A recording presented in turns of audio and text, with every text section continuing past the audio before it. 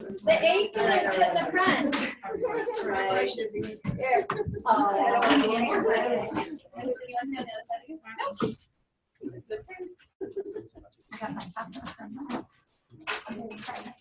guys want to sit closer to the screen? No? Okay. All right. Maybe this gives a broader view too. I can see everybody. So. Oh, right. Great. That is cool. Well, thank you, Sunny, for joining us via Zoom. And I'll sit here, and in case you can't hear anything, I can be a translator because the mic. Can you hear us okay? Just fine. It's coming through perfectly. How's my audio? Can you hear me okay? Awesome. Awesome. Oh, right on. Yeah. So we can go ahead and get started, everybody. Sunny Magana is here for us to get launched on our work together. We met as an ILT with Sunny, I don't know, it's probably a month ago now, maybe, and spent the day just kind of digging deep into some of the concepts around the modern pedagogy framework. You all took the survey, I think it was a couple weeks ago, as a staff on the three components of the modern pedagogy framework, and Sunny will go over those survey results as well as sort of an overview of what we're thinking about going forward, right? Yes. And this is kind of a condensed version, Reader's Digest version of what we did with the ILT, plus the survey results that we haven't seen yet as a team. Right. Okay, so take it away. All right, thank you. Well, hello everybody. It's good to see everyone again.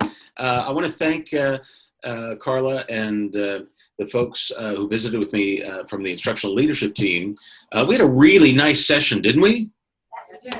I so enjoyed working with you, and I was just really, honored and humbled that, these things are in my head, these thoughts seem to resonate with you. So that was good. Sometimes I feel like I'm on an island all my own.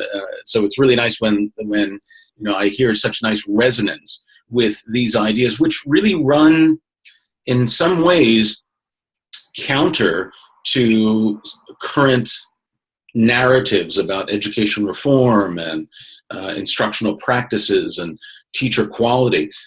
So I was really just thrilled with the response, and it was really nice to be back in Lemon Grove. Now, let me start by saying thank you for joining me. Thank you for letting me virtually be in your classroom. And by a show of hands, how many of you worked with me in years past when we did the first technology integration workshops? Okay, great. And keep your hands up if you enjoyed that experience. No, I'm kidding. You don't have to do that. But no, okay, well then, did you enjoy that experience? Why didn't you just tell me you enjoyed the experience? Good. I think it was very enjoyable, and we. They're saying they loved it. Okay, good. That's a good sign. Yay! 2 thumbs up. Excellent. Thank you. That was a really powerful learning experience for all of us, and all of our contribution became something much bigger than just the school or the district. And let me launch into that a little bit. So I'm going to build upon the work that we did last time, because really that was just focused on how do we use technologies in ways that are really reliable. And that's good. That's an important thing. But it's a part of a bigger picture. And what I'd like to do is share with all of you that bigger picture that's in my head, this vision that I have for a new millennium learning model, and really taking a very long view. So what I'm going to do is show you PowerPoint. I'm going to share my screen, but I still want to make this very interactive. So if you have any questions or you have comments or thoughts or something resonates with you, it really be great if you just share it out loud. But I also have another tool that I'm going to introduce you to for some personal reflection. where if you don't feel like sharing in front of the group, that's totally fine. And there'll be other opportunities for you to share your thoughts or comments or things that really resonate with you, or things that you think really matter and why they matter. I see this whole process as very participatory. This is going to be a program evaluation / organizational development / action research project. It's going to take multiple years. And we're all on this journey together, and I think it will be a benefit not only for ourselves and our students, but other teachers around the country, and perhaps even in a larger scale than that. Okay, so let's begin. I'm going to share my screen and show you this presentation that I have, and there we go. Can everybody see that? Okay. Yes. Okay, good. So, yeah, this is, I'm Sonny Magana, as you know, and I did a lot of work with Bob Marzano. I'm still working with Bob Marzano, but these ideas are my own. And in case you haven't worked with me, my last name, it's an unusual last name, and it rhymes with lasagna. That's right. Because we're heading into Cinco de Mayo, I wish I could think of a Mexican dish that rhymes with Magana, but lasagna works in Spanish as well as in Italian. So, all right. Well, here's an interesting thought. I love this thought. To me, it's one of those things. When I first heard this, it was a seed that was planted, and it made me rethink so much about what I was taught as an educator, about why I do what I do, and it just reframed things. And Alvin Toffler is a wonderful researcher, author, futurist, and he says that entering the 21st century, the new literacy isn't about the old literacy. What he's really saying is that there's an entirely new literacy that is needed in an era where information surrounds us 24/7. New knowledge is going to be generated faster than any other time in human history. And the sum total of human knowledge, all that we know as humans and are able to do, is now able to be captured and shared using internet resources. Then that's never happened before. What that's really doing to the knowledge base of the sum total of human knowledge is it's doubling at a faster rate than ever before. So the sum total of what we know and are able to do is going to run contrary to our previous conceptions of what we knew and were able to do. And that means that we have to be able to unlearn things. So learning isn't just a literacy, but unlearning is a literacy. And relearning is a literacy. And that just struck me as, it was like a swift kick to the head. I just thought, well, that just says it all. The new process for success in this 21st century is a literacy of learning, not necessarily of content, but of learning in general. Now, does that resonate with you? Would you just share with your body language, or if you want to share out loud, what do you think about that? I think it connects to all of the fixed and growth mindset that we've been doing. Yeah, it really does. Thanks for saying that. It does absolutely connect with growth mindset. What have you been doing with the growth mindset in Carolyn Dweck's work, if you don't mind my asking? I'm teaching the kids what it is. Oh, good. Yeah. Is that Monica's voice I hear? Yeah. Yeah, hey, all right, good. It really does. Once you're aware of growth mindset versus fixed mindset, you can't help but think about that in new ways and think about yourself and put yourself in that category. So, well, that's really, the basis of this whole movement is shifting to learning. So my goals for this session, this hour-long interactive session, are the following. I want for you all to be able to describe why we need a modern learning framework. In your own way, think about the necessity for developing something that follows students, not just teachers, but students. And then I hope you'll be able to articulate the basic domains, the three main domains of my modern learning framework. And then really analyze that, reflect upon the survey data, and what that means and how that will help us move forward. Because I'm going to be sharing the data from the online survey that you took. And those are the three key things that I want to do today. So just take a moment and kind of, make some goals for yourself and frame this in your own way for a moment.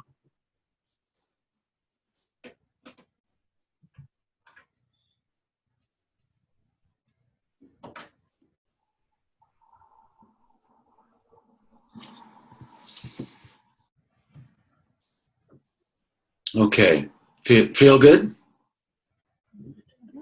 Good. All right. Well, let's proceed. Now, some of you may know this, some of you may not, but I decided to take the learnings and the experiences that I had from with all of you at Lemon Grove and put it into a book.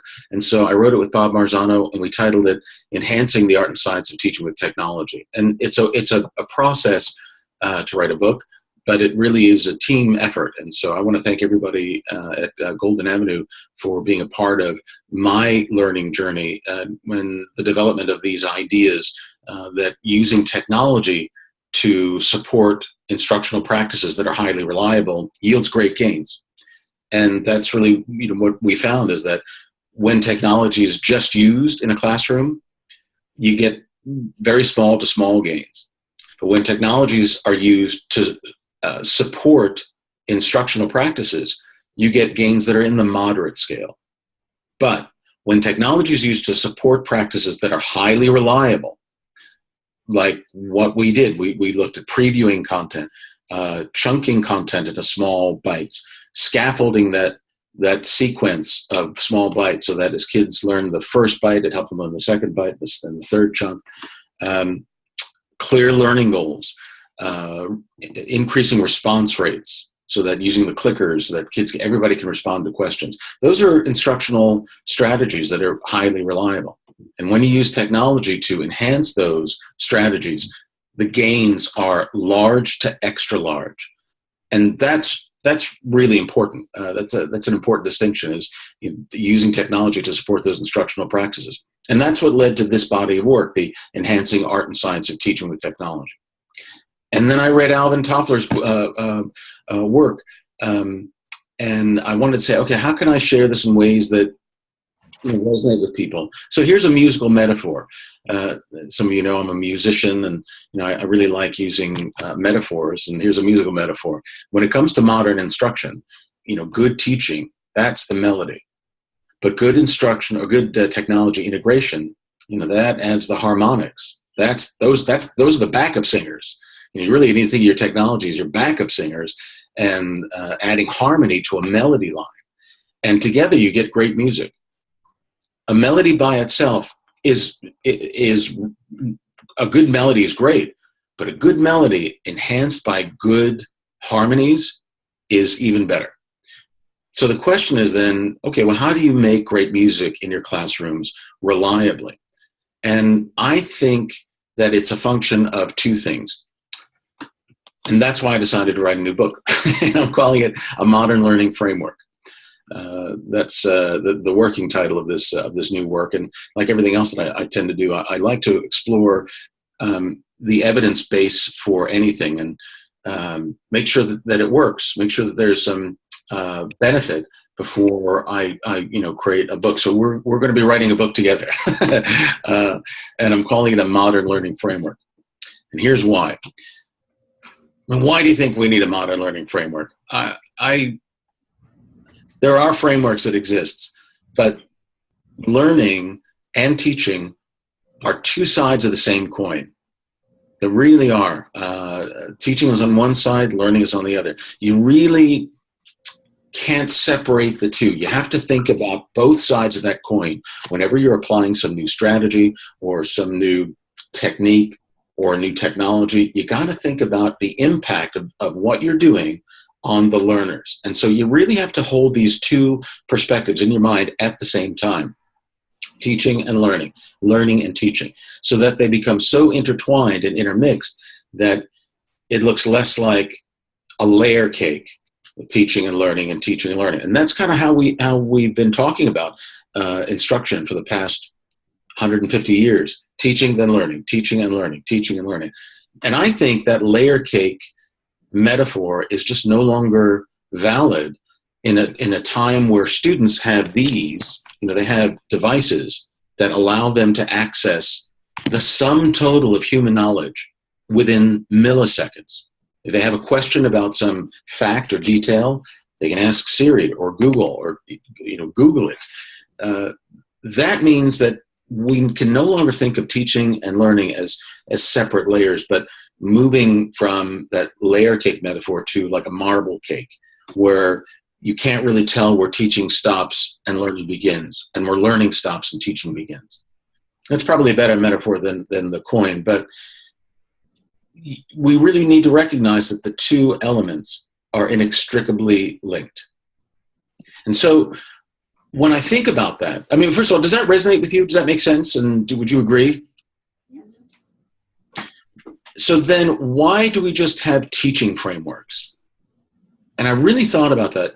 There are two dominant teaching frameworks that are used in the United States to evaluate teachers and evaluate our work. And one is Bob Marzano, my friend Bob's work, The Art and Science of Teaching. The other is Charlotte Danielson, and she has a Danielson framework. And they're both very popular teaching frameworks, so the most dominant frameworks in the country. They're very comprehensive. Bob's is a bit more comprehensive, excuse me, because he covers classroom management, student engagement, as well as instruction. I feel like Marco Rubio here. I'm like taking. I don't know why I'm all of a sudden parched, but anyway, I'm glad you like the Rubio joke. Bob's framework discusses student engagement and classroom management, because really, without effective classroom management, you can't have good instruction. Excuse me, and without engaging students, you really can't have effective instruction. But these are all focused on teacher-centric actions. What teachers do, which is important, but it's only part of the picture. So we have to also consider that the world is changing faster than ever before. And at one point, schools might have done, schools certainly have done a good job of equipping students. But if you think about the changes in our economy, from an industrial economy to, a conceptual, narrative, and idea-based economy, we are now fully immersed in an economy of ideas, not of manufacturing and of agriculture and typical industrial age mechanisms for generating revenue and generating value. Now our process for economic value generation is global. It's highly informed by technology, and it's changed. So I would go so far as to say that the world of work for which public education in the United States was designed to prepare students, by and large, no longer exists. The world of work for which public education was designed to prepare students for, by and large, no longer exists. Now, that's an arguable point, but I think it's true. So let's just hold that as a premise, and if that premise holds true, we'll see over time. But schools and education systems need to adapt to changing environmental forces like globalization and the conceptualization of economies. And that means we've got to really look at what students do, not just what teachers do, but what are the aptitudes and skills and habits that are really helpful for students. So the world is changing and is going to continue to change dramatically. It's arguable that by and large, schools across the entire nation are just not adapting as to these changes as other industries are. And the mastery of just the basic skills are adequate, but no longer sufficient. I mean, we really have to continue to build literacy in reading and writing and numeracy, but that's just not enough anymore. All right, and this is from a number of authors and researchers that have come up with this idea. Let me stop for a second and say, do you have any comments or thoughts or questions about this? What resonates with you about this? What doesn't?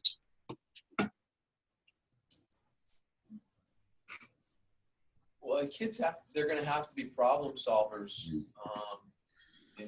in the working world. And a lot of times with direct instruction, we kind of provide them with the questions, and we can arrive at solutions together, but there's not as much opportunity, I think, right now for kids to really work through the problems. Mm-hmm. And the challenge with having them become problem solvers is that it's a little bit of a less structured experience. And for a lot of our kids, lack of structure can be scary, for maybe more for the teachers than the kids, but a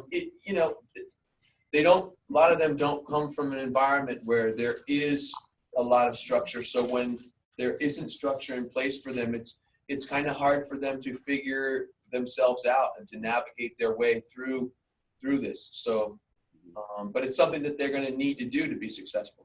Yeah. Well, thank you so much. Beautifully articulated. Kids, the problem-solving aspect of learning can't be overstated.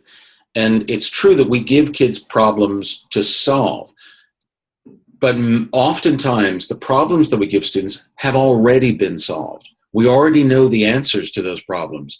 And those problems can generally be very well structured. It's an entirely different construct when we give learners ill-structured problems or ill-defined problems where there's some constraint, but we don't know what that constraint is yet. There's some impediment, but that impediment isn't clearly understood. And it's just as important, I think perhaps more important now, for learners to wrestle with ill-structured, ill-defined problems for which there are no existing solutions. And that's very discomforting. We're comfortable with certainty. Certainty makes us comfortable. And I clearly understand the importance of that, given the population of students that we serve in Lemon Grove. But the future is always uncertain. And developing some comfort with uncertainty, I think, is a function of developing modern learning habits, so that way one can identify where a problem might be, do some inquiry about that problem, and then structure that problem so that you can find resolutions to that problem. So I couldn't agree with you more, Will. Thanks very much for saying that. Let's go further a little bit. Here's what I'd like you to do. For about 2 minutes or so, in your table groups, I want you to discuss these 3 questions. Actually 4 questions. What are some possible implications for preparing students for their future in this century? And what currently are we doing that'll prepare them? What are we not doing? And what must we do? Take about 2 or 3 minutes and have a discussion, and then I'm going to ask for some call-outs and just have you think about this. Okay?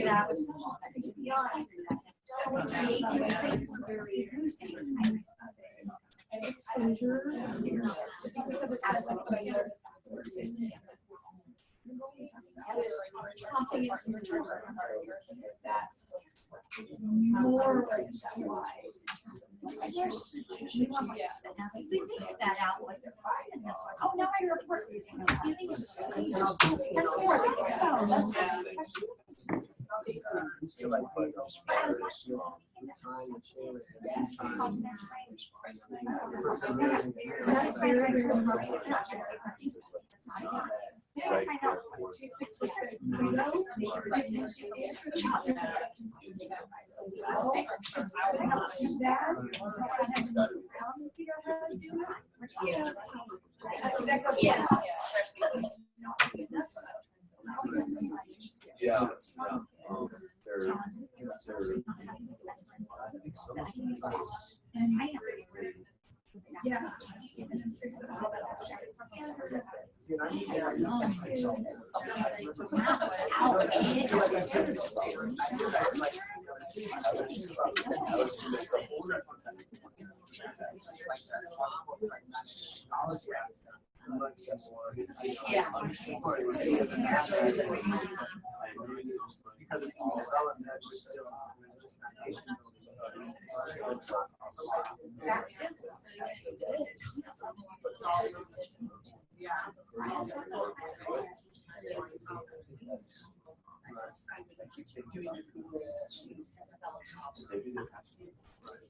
Okay, if you could bring your conversations to comfortable closure in the next few moments.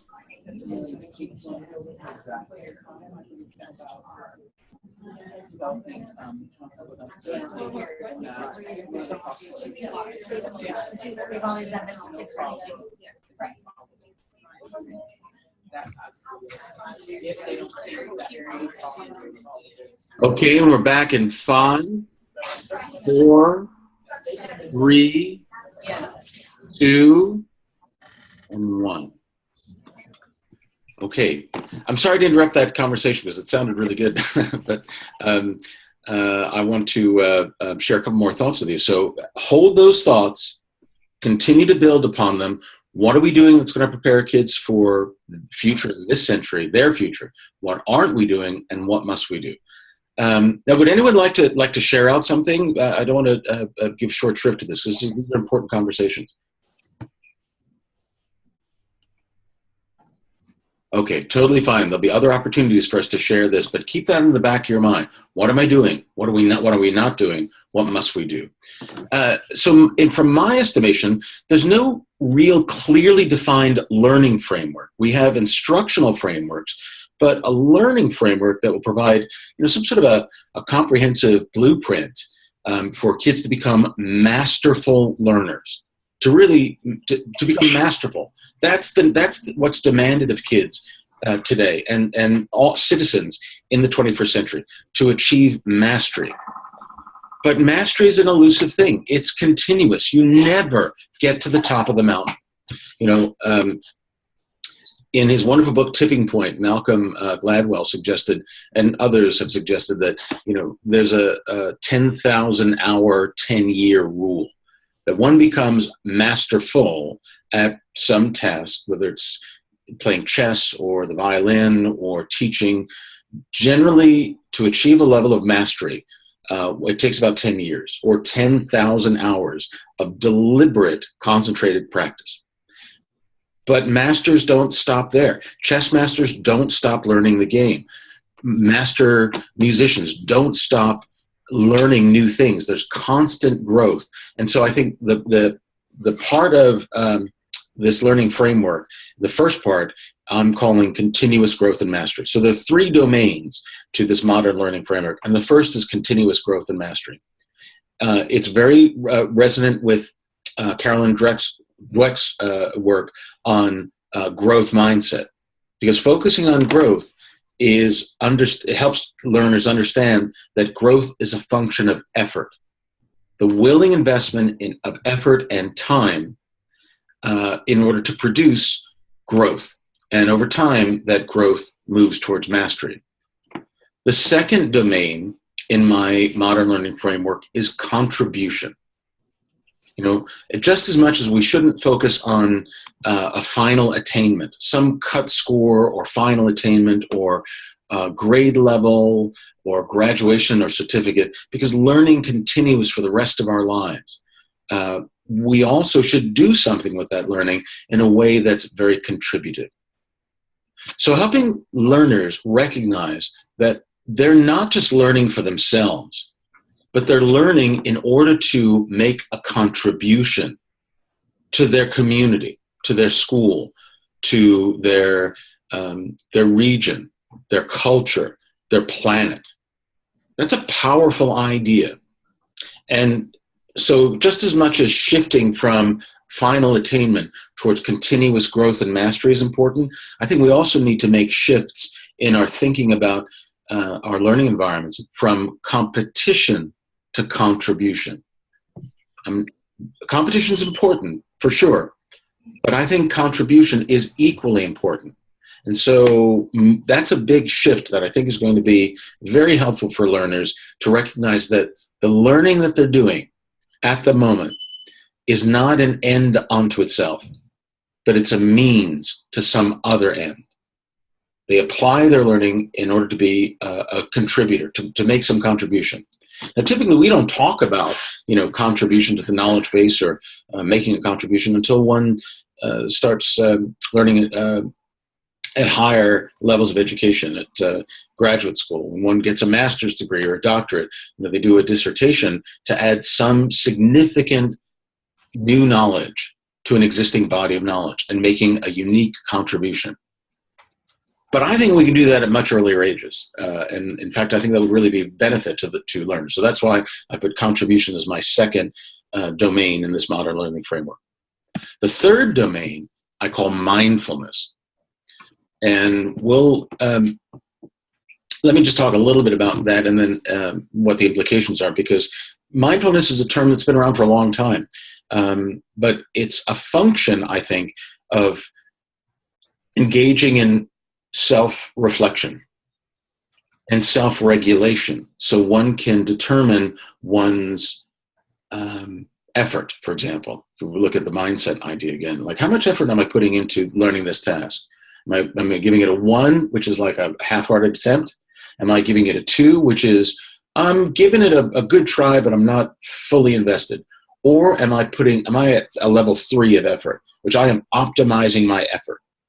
And something as simple as a 1, 2, 3 coding system really can help learners stop, reflect, self-regulate, and in that process of self-reflection and self-regulation, that increases self-awareness.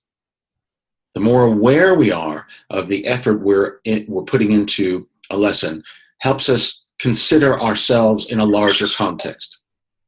And I think the more self-aware we are, the greater we become self-determined.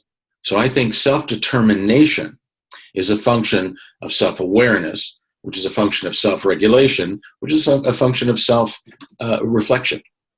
And in a nutshell, that's my mindfulness theory, is helping learners to stop, pause, and think about their emotional state, their physical state, their sense of effort in their learning, and really thinking about a very simple scale. 1, which is beginning, 2, which is developing, and 3, which is mastering.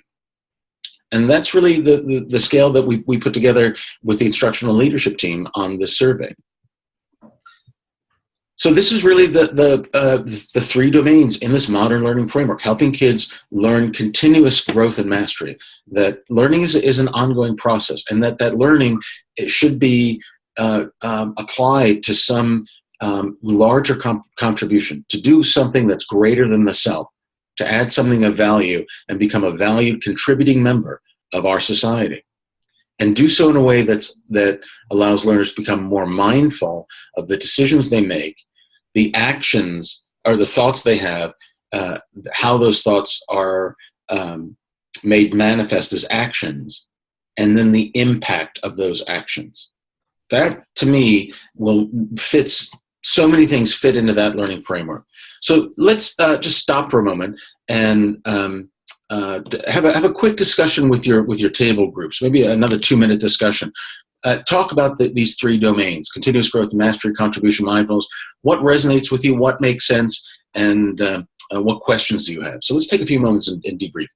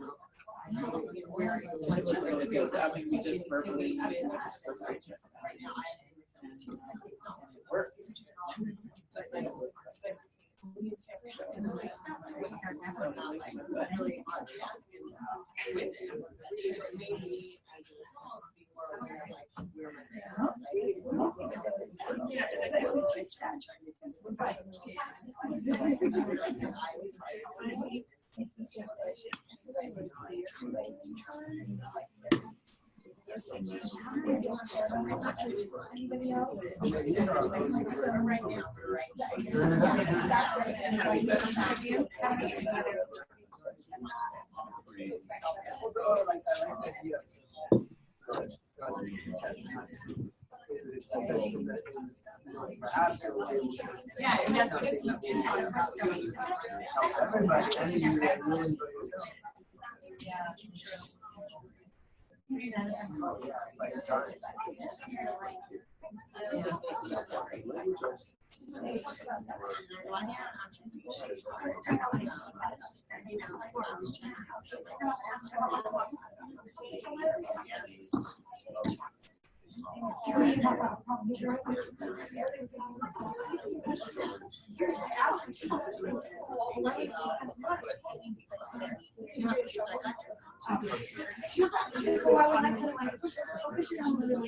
So they can see who he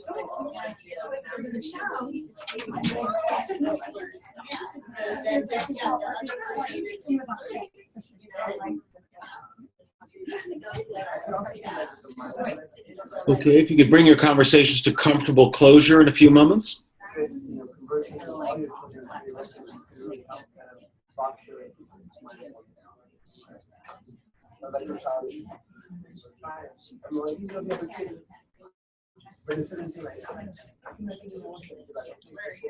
Okay, and we're back in 5, 4, 3,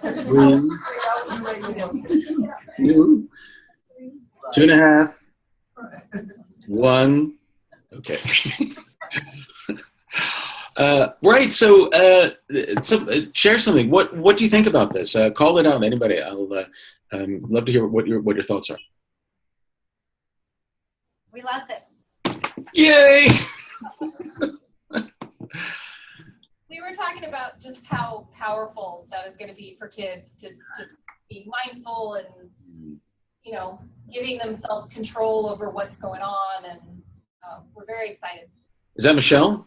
Yes. Hi. Hi, Michelle. I recognize your voice. Thank you so much for saying that. I think these are tools that can be embraced and used for a really successful, contented, and happy life. You know, when we do things to generate a contented life, we have to be creative. We have to do something that, first of all, that's challenging. We have to do something that's hard. You know, you're doing that. Teaching is arguably the most challenging profession, because it's the only profession I know of where the goalposts keep getting changed. You know what I mean? We keep, like the federal system, the states keep saying, okay, everybody, I want you to teach to these standards and go over here. And then educators respond. We go over there. And they say, oh, let's move over here. And then we go and move over here. Then now let's go and move over here. And that's one thing. But the most important thing is that the most precious natural resource we have in these United States are the hearts and minds of the young people that are in our classrooms every day, cared for by professional, caring, wonderful teachers like yourself.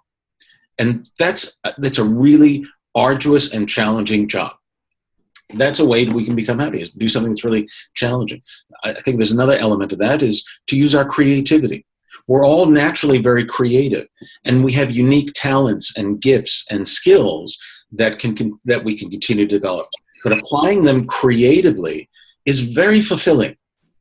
We make creative decisions all the time in a teaching and learning environment.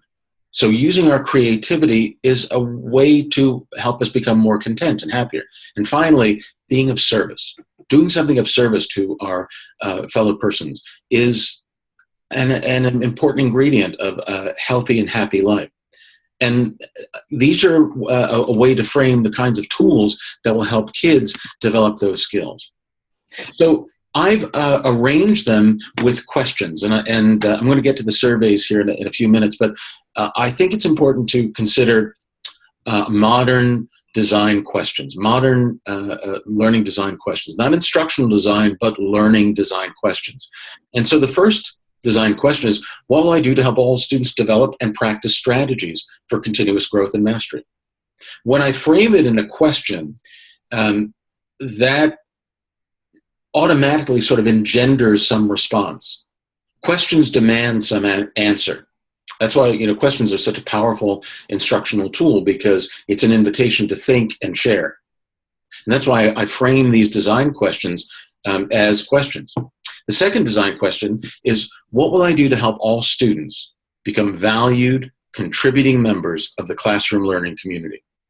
Because when kids figure out how important it is that they are contributing to the group, and they get their value is in the way they contribute their unique and talents and skills and gifts and perceptions to the learning community. That has implications far beyond the classroom.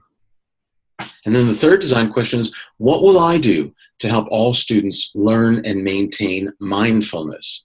Being really present and mindful as to our tasks, how well we're doing at the task. What challenges are we facing? How are we overcoming those challenges? What's the level of effort we're investing? What's the level of interest that we have? What's the level of perceived importance? How do we feel? These are all tools that can unlock, I think, a very happy life. And that's ultimately what we want for everybody, is to have a contented, happy, contributive life lived in service to fellow humans. And other species. Let's not. I just started keeping bees, and I've got bees on the mind now. And I think it's one of the greatest things I've done is to start taking care of bees. I would highly suggest that. It's fascinating. They're amazing creatures, but they kind of take care of us too. We can talk about that over margarita sometime. Although that place closed, I heard. Oh, that's a shame. Well, we'll have to find another place. Okay, so anyway, that's my modern learning framework. And I'm gonna get together with you in June, and we'll have a day really rolling up our sleeves and practicing the skills and the strategies for each of those frameworks, and then continue to build this throughout our time together. So in the time remaining, we've got about 20 minutes or so. I wanted to show you the survey results because we asked you to just give a baseline data. It's completely anonymous, which is just good practice, and it's helpful. So I just want to go over the results of the survey where I asked you some questions, and they look kind of like this. Can everybody see this okay? Yes. Okay. And I want to thank, the instructional leadership team for helping me develop the right indicators of these different variables. So each of these questions is a variable. It varies, and there may be very high levels, medium levels, or we're not quite there yet, but that's okay. And I really appreciated the contribution from the ILT. So we have three, the scale of three. It's a Likert scale of only 3 points. Beginning, which is I'm not doing this strategy yet. Growing, which is I address this strategy, but I'd like to improve upon it. And mastering, which is I address this strategy, I apply it regularly and consistently, and I monitor the impact on student achievement.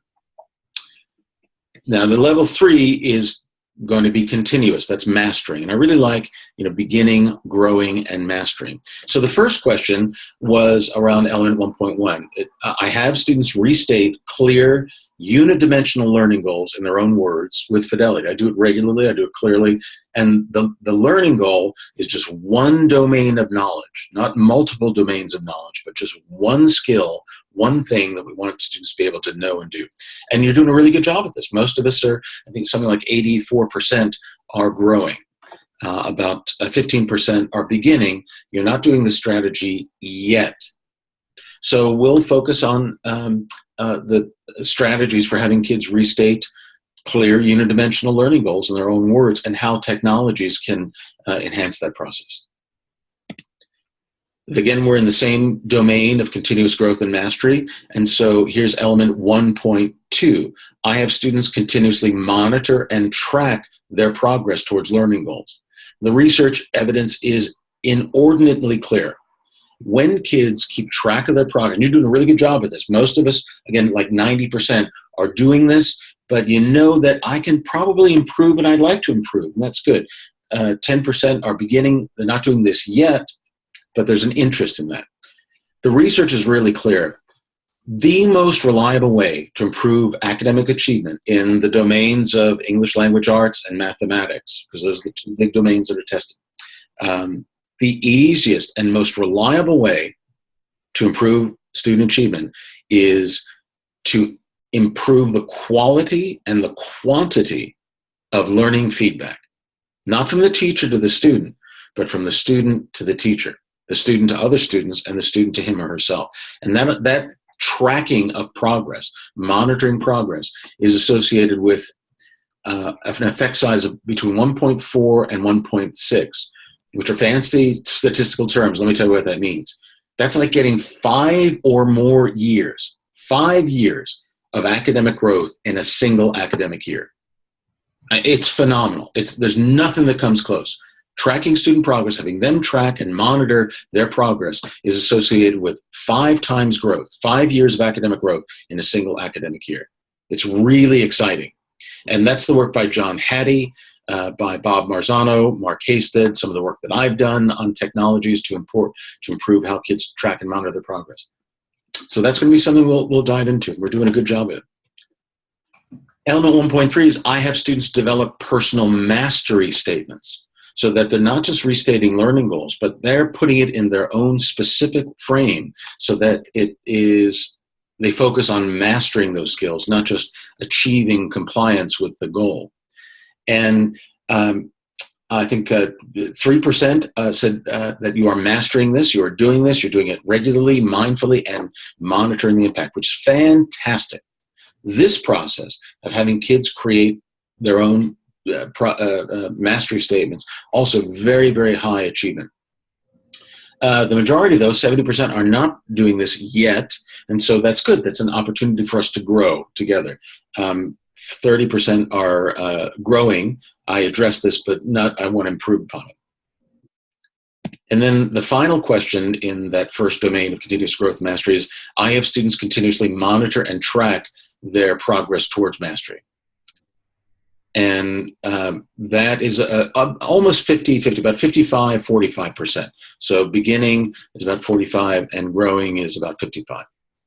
So we're in a good place and they have more folks using those domains. So let's kind of pause and think about that. Any questions or thoughts or comments? Well, if you go back to the first questions you did, Mm-hmm. I think the ones where there's none, probably kindergarten. I know I can speak for us, because we don't know what a lot of that looks like in kindergarten. Yeah, yeah. We're dealing with other issues of self-regulation and behavior and things of other natures on top of all the basic academics. And so for us and for our kids to understand all that and what it looks like for us. It's going to be very different for kindergartners and preschoolers, isn't it? Yeah. Yeah, and so that's something that we'll develop together that's specific to the needs of those kids. And it's understandable that you don't know what that looks like yet, because that's something we'll be building together. Does that make sense? Yeah, absolutely. Yeah, thank you very much for saying that. That's a really important thing.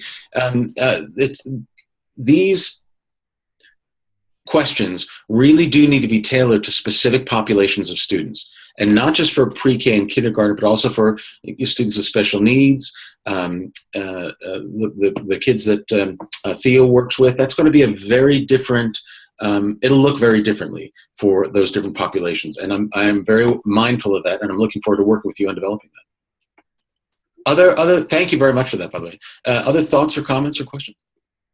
One of the things that I was thinking about is that often kids are constantly saying to the teacher, is this right? How does this look? Is this correct? What do you think of this? And it's a big shift to take that kind of question and turn it around so that they're more self-aware and they're monitoring themselves. And then at the same time, I think there needs to be some part of lessons that they can kind of, I guess that would have to be almost like a built-in formative assessments where they have to be able to see if they are correct or if they are reaching the goal, as opposed to us doing that for them. You know what I mean? I know, yeah, exactly. Yeah. That's a huge, it's a huge shift, but it's, you can imagine how powerful it is, you know? Yeah. No, Will, I really appreciate that. Particularly using that 3-point scale. And we talked a lot about how just the number 3 is a powerful number. In symbology, in mythology, in human history, the number 3 is repeated again and again and again. And we can hold 3 things in our mind. Having more than that gets a little tricky. So usually with like a Likert scale with 5 points, makes it really difficult. I strongly agree, I agree, I'm not so sure, I disagree, I strongly disagree. You know, that's a lot of data points to keep in your mind as a framework. But having 3 things. One is, I'm just beginning, I'm not as close to the goal or my desired result yet. 2 is I'm close to the goal, but I'm making some errors or I'm not quite fully comfortable yet. 3 is I'm mastering this. I've achieved a level of mastery and I will only improve my mastery. And having those 3 numbers in one's mind, and think, okay, my 1, my 2, my 3. I think that's going to be a helpful framework to help with everything that you just said, Will. So that's why, you know, the questions had only 3 elements. Some of the other tools I'm going to show you have 3 elements because that's easy, it's understandable, it's in plain language, if you know what I mean.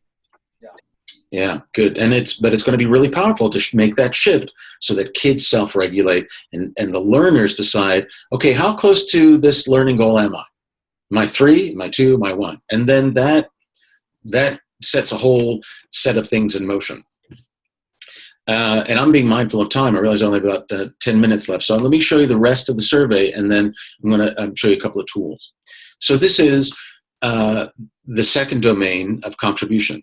And this is the question 2.1. I have students create and curate authentic digital learning products that reflect what they know and are able to do. And even if this may not make sense to you yet, that's okay. It's a baseline and we're going to build on this, but most of us are in I'm not doing this yet, 25% where I'm growing and about 10% where I'm mastering this, where kids are creating and curating authentic digital learning products of their creation that show what they know and what they're able to do. And that follows up with the next question, 2.2, is I have students make the thinking, which underpins these digital learning products, explicit to authentic audiences. And this is where we have another opportunity for exploration, because 80% of us are beginning at this stage. I'm not doing it yet. About 15% are growing, and about 5% are mastering this. We're making student thinking explicit. And that has tremendous potential when kids share how they think about the learning, how they think about the problem, and make their metacognitive process explicit to everyone else. That will benefit everybody. And question 2.3, or question 7 actually from 2.3, is I have students create and curate authentic digital tutorials designed to teach others what they know and are able to do. So now we're moving very strongly into not just making thinking explicit, but making their learning contributive. And there's more opportunity for fun exploration about having kids create tutorials and authentic digital learning experiences for their peers. The next question is, create tutorials. Okay, so let me go and show you now. The last domain, I have students share and comment upon each other's digital tutorials. So not only do they create them, but there's an opportunity for kids to comment and reflect and add to or provide feedback to each other. And there's a wonderful opportunity for more growth and exploration. And the last domain was mindfulness. So this is question 9, and it's element 3 because of the mindfulness of the third domain. I have students craft personal affirmation statements. The research is really, really clear. When kids create their own unique affirmation statements that address their unique talents and skills, that's associated with a near doubling of academic achievement. It's really quite remarkable. It's easy to do, and so I'm going to show you some techniques and strategies to do that. That's another opportunity for growth because 70% said we're just beginning at this. 30% say I'm doing this, but I want to get better. So that's a great opportunity for us. The next question addressed, I have students represent their affirmation statements using non-linguistic representations. Images, words, as well as diagrams, pictures and text, some sort of visual non-linguistic representation of their affirmation statement so that they have using both elements of our brains, the linguistic and the non-linguistic. And there's another opportunity for great growth, having kids represent their affirmation statements non-linguistically. And the last question was, I have students monitor and track the impact of their affirmation statements on their academic and personal well-being. And here, again, we have a great opportunity for growth because 75% say I'm just beginning with this, 25% suggest that I'm growing, I'm doing it, but I want to get better at it. And so what I'm going to do is I'll take all that data, and I've actually sent the data form to Carla and Rick. And so Carla, if you would be so kind as to share that with folks. It's completely anonymous, but just take a look at this. This is going to be our baseline. And then throughout our time together, I'll craft other surveys to have you say, well, what are you doing now about this, and what comments do you have, and use that as part of our data gathering process. Because the overall learning is going to be really helpful and really focused around these 3 modern learning domains: continuous growth and mastery, contribution, and mindfulness. And that means we're all going to be collectively contributing to this body of work. Okay, let me stop there and say, any thoughts or questions about those last 2 domains, contribution and mindfulness? One of the things that we talked a little bit about here is it really calls into question the instructional model, the grouping model of students, whether they are heterogeneous or homogeneously grouped. And I think that's a major consideration. Yes, it is. When you consider some of those questions. Mm-hmm. It is. And it's these questions and the implementation of these tools, I think, can help us develop competency-based learning systems where learners learn according to their own unique growth and competency needs. And that's a powerful place to be. You may have, third graders that are capable of doing 5th grade work. So how can we structure our learning environments so that students can move at their own pace while still within the structure that we have? And I'm not sure what that looks like yet, but I think it's possible. I know I've worked with other schools that are doing competency-based learning. You may have eighth graders that still need to work on some fourth or fifth grade skills in English language arts or in math. So how can we structure our learning environment so that kids move based on their competency and continuously grow? And that means that if they've got some learning gaps from previous grade level standards, how can we accommodate that?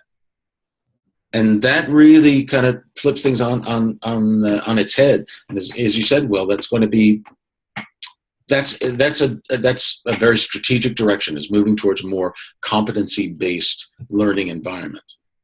So you nailed it. But it's possible, and we'll do it together. I'm very confident.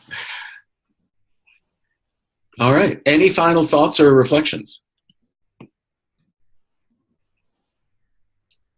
Well, we're just about out of time, so here's what I'm going to do. I put some resources on Edmodo, and I'm going to ask the members of the ILT to share this with folks, how to get onto Edmodo. It's a social media site where I put a bunch of resources. I'm going to put this PowerPoint and some other resources on there for you to take a look at in preparation for our time together in June.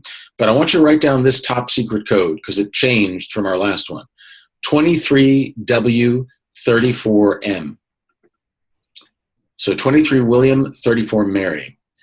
And that's the code that will allow you to get into our group, the Lemon Grove Academy group in Edmodo. And that way you'll be able to, let me show you quickly. I've got, this is the Lemon Grove Academy group. For those of you that are familiar with Edmodo, if you already have an Edmodo account, on the left-hand side of your screen, you'll have an option that says Join a Group. You have to first create a unique username and password, but it's totally free. It's a wonderful tool. You join a group, and then in that Join Group space, in that field, in that window, that's where I'd like you to put that code, 23 M, what was it? 23W34M. Okay. Well, I think that about ends our time. Any final thoughts or comments or questions before I turn it back over to you, Carla? No, just thank you very much, Sunny. It's always it was really fun the other day, and it's really great to be able to see and hear you, and I think we're all very excited about working together, so really appreciate it. It's my pleasure, my pleasure. Thanks very much for carving out some time on a beautiful Wednesday afternoon to be with me, and I will be in touch. Let's stay. If you have any questions, or if there's something that's a burning question that you want to ask me, let's do it on Edmodo, because that'd be a good way for us to communicate and have a virtual space to continue to share ideas and resources and tools. And then I'll really look forward to seeing you in about a month's time, okay? Great. Thank you very much. All right. Thanks, everybody. See you later.